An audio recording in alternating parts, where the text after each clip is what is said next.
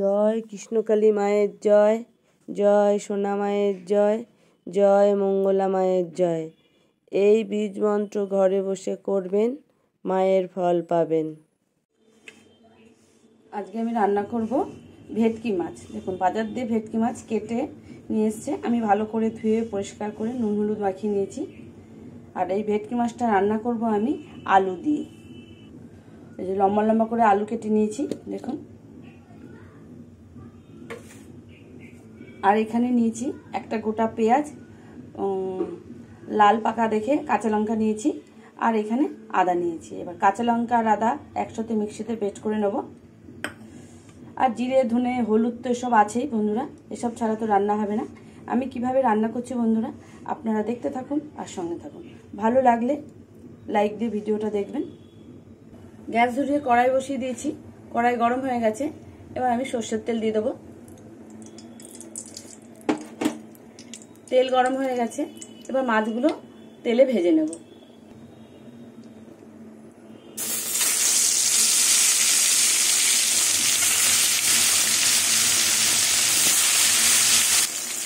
মাছ ভাজা হয়ে গেছে, এইভাবে সব মাছগুলো আমি ভেজে নেব। এই মাছের তেলে আলুগুলো ভেজে নেব। নুন দিয়ে দেবো। আলুটা আমি ঢেকে ঢেকে ভেজে নেব।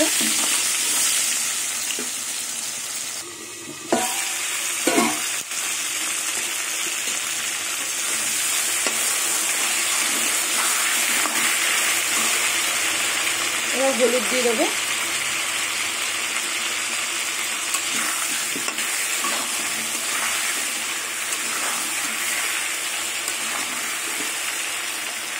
আলু এখনো সেদ্ধ হয়নি, আলু আরো ঢেকে ভাজতে হবে।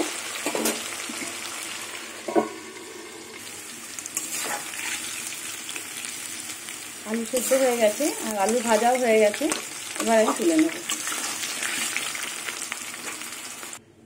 এই তেলের মধ্যে আর একটু তেল দিয়ে দেবো। এবার ফোড়নে দুটো তেজপাতা দিয়ে দেবো আর গোটা জিরে দিয়ে দেবো। ফোড়নটা ভালো করে একটু পুড়িয়ে নেব। এবার কুচনো পেঁয়াজ দিয়ে দেবো। কুচনো পেঁয়াজটা একটু লাল লাল করে ভেজে নেব। পেঁয়াজটা ভাজা হয়ে এসছে লাল লাল। এবার একটা টমেটো দেবো, টমেটোর কথাটা একদম ভুলে গেছিলাম।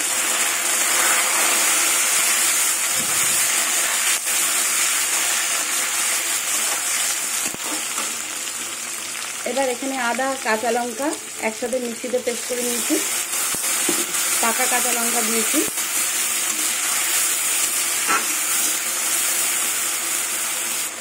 এবার মিক্সি বাটি ধোয়া জল দিয়ে দেবো, তাহলে আদাটা পুড়বে না। এবার টমেটোগুলো ভেঙে দেবো।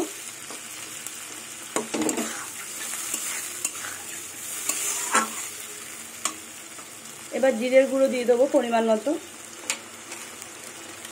এবার হলুদ গুঁড়ো দিয়ে দেবো পরিমাণ মতো।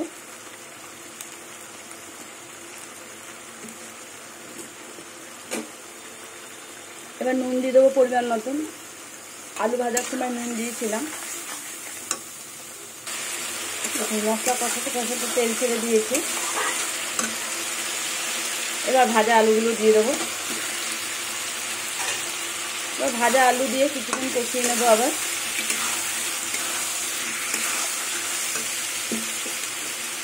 সামান্য মিষ্টি ভাতে ধোয়া জলটা রয়েছে, আবার দিয়ে দেবো।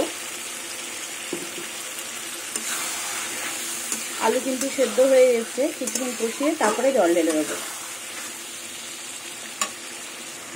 দেখুন, আলু দিয়ে মশলা দিয়ে কষাতে কষাতে একদম তেল ছেড়ে দিয়েছে।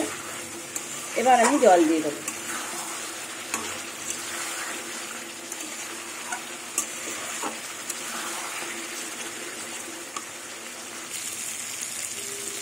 এবার পরিমাণ মতন জল দিয়ে দেবো।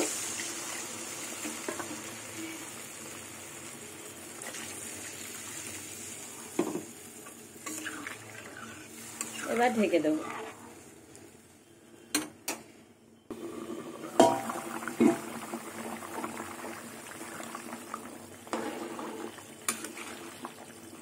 ঝোল ফুটে গেছে, আলু সেদ্ধ হয়ে গেছে।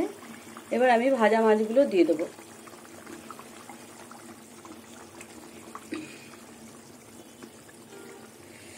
মাছ দিয়ে কিছুক্ষণ ফুটিয়ে গরম মশলা দিয়ে নামিয়ে নেব।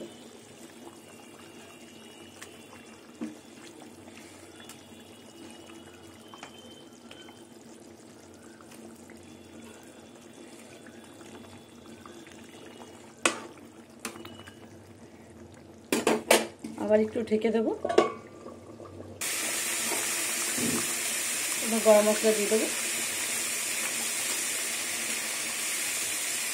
ভেটকি মাছ আলু দিয়ে ঝোল হয়ে গেছে, এবার আমি নামিয়ে নেব।